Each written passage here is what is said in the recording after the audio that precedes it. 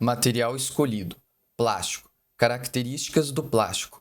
A origem da palavra plástico vem do grego e significa adequado à moldagem. É um material flexível, podendo ser modelado através do calor ou pressão para criar outros objetos. Os plásticos são materiais formados pela união de grandes cadeias moleculares chamadas polímeros, que são constituídos por moléculas menores denominadas monômeros. São produzidos através de um processo químico conhecido como polimerização, que é a união química dos monômeros para formar os polímeros. Esses polímeros podem ser naturais ou sintéticos. Naturais são o algodão, a madeira, cabelos, látex, dentre outros. São polímeros muito comuns em plantas e animais. Já os polímeros sintéticos são os plásticos obtidos através de reações químicas. O tamanho e estrutura da molécula do polímero determinam as propriedades do material plástico. Os polímeros dividem-se em termoplásticos, são os plásticos que não sofrem alterações na sua estrutura química durante o aquecimento e que podem ser novamente fundidos após o resfriamento. Exemplos: polietileno de alta ou baixa densidade, poliestireno, etc. Termofixos são aqueles que não fundem com o reaquecimento. Um exemplo são as resinas fenólicas. Vantagens de uso: os plásticos não são tóxicos e sim inertes. Por essas qualidades, são amplamente utilizados para embalar alimentos, bebidas e medicamentos, e protegem a saúde em aplicações como seringas, bolsas para transfusão de sangue e frascos para soro fisiológico. Outra vantagem é que eles também são 100% recicláveis. Histórico do plástico. Antes mesmo de ser inventado, ele já existia na natureza. Assim, resinas de certas árvores conhecidas desde a antiguidade e o marfim são considerados plásticos naturais. Já o plástico artificial surgiu com a contribuição de vários inventores. Em 1839, o americano Charles Goodyear criou o processo de vulcanização da borracha, que transformava o material natural em um produto mais resistente às mudanças de temperatura. Décadas depois, em 1870, o americano John Wesley Hyatt produziu celuloide a partir da celulose das plantas. O material era usado, por exemplo, para substituir o marfim na produção de bolas de bilhar. Alexander Parkes, em 1862, descobriu um material orgânico derivado da celulose. Ele buscava um material substituto da borracha, matéria-prima utilizada em muitos produtos na época. A parquesina, como ficou conhecida, quando aquecida, podia ser modelada e mantinha a mesma forma quando esfriava. Entretanto, seu elevado custo de produção desestimulou os investidores.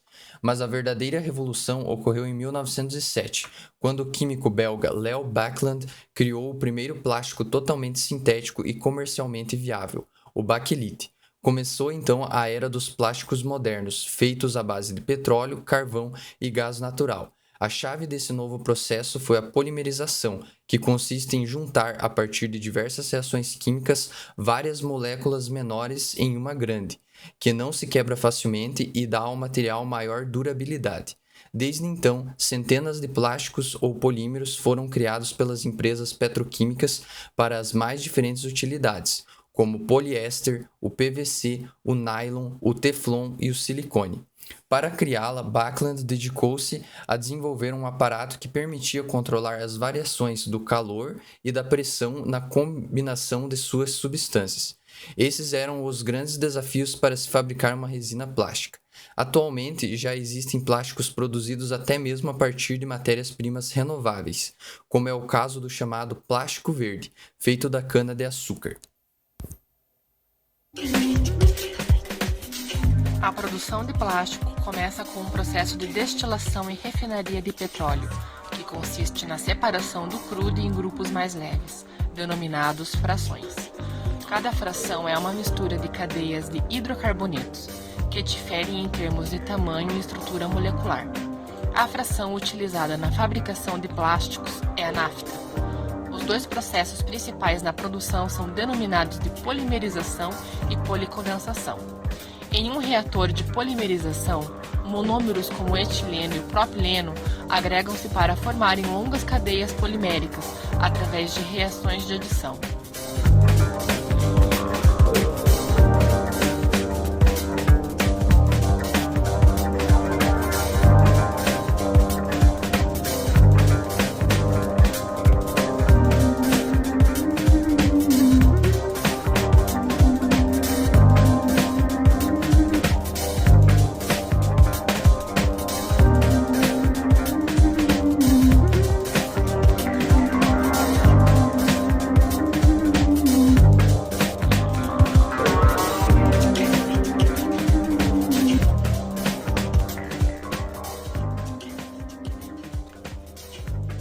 Na policondensação, um processo de polimerização utilizado para monômeros não vinílicos, o polímero é formado devido à existência de reações de condensação entre monômeros, com eliminação de moléculas de água ou ácido clorídrico.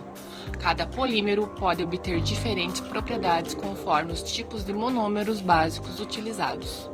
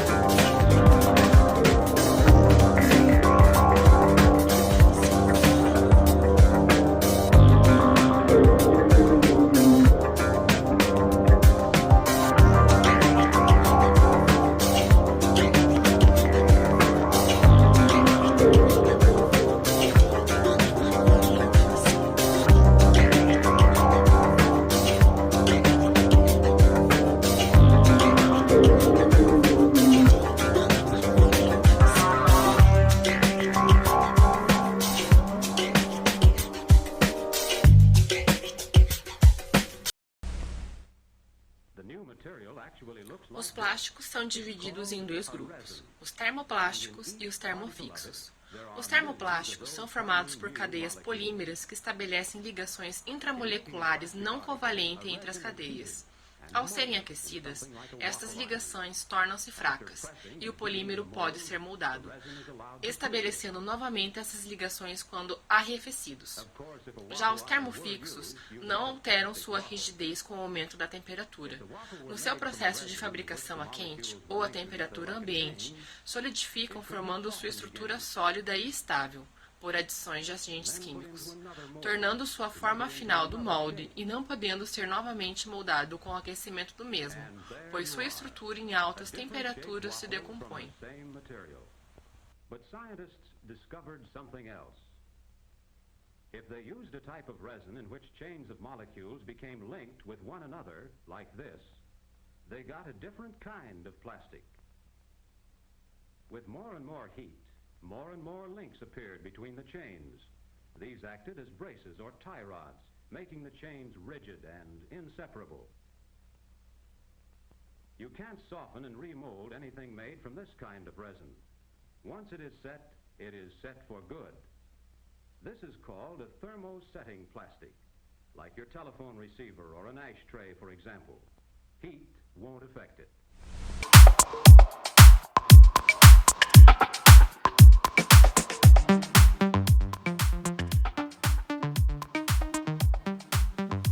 A produção do plástico pode ser dividida em 4 categorias. 1. Aquisição de matéria-prima ou monômero. 2. Sintetização do polímero básico. 3. Ajustamento das características do polímero para a fabricação. 4. Introdução do plástico no molde para a forma final.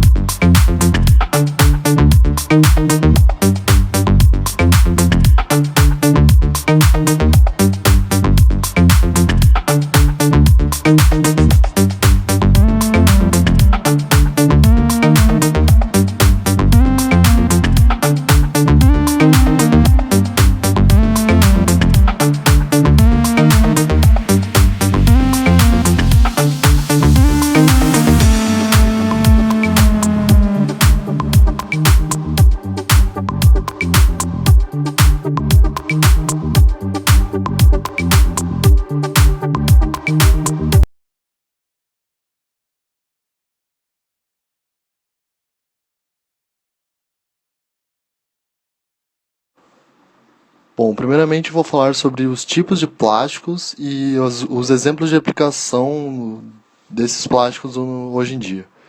Bom, nós temos o politereftaleno de etileno, utilizado em garrafas de água e garrafas de refrigerante. Nós temos o polietileno de alta densidade, utilizado em detergentes e materiais de higiene. Nós temos o policloreto de vinilo, utilizado em tubos e detergentes também. Nós temos o polietileno de baixa densidade, usado em sacos e filme de palhetes. Nós temos o polipropileno, usado em caixas de CD, e nós temos o poliestireno, usado em caixas de ovos e caixa de iogurte.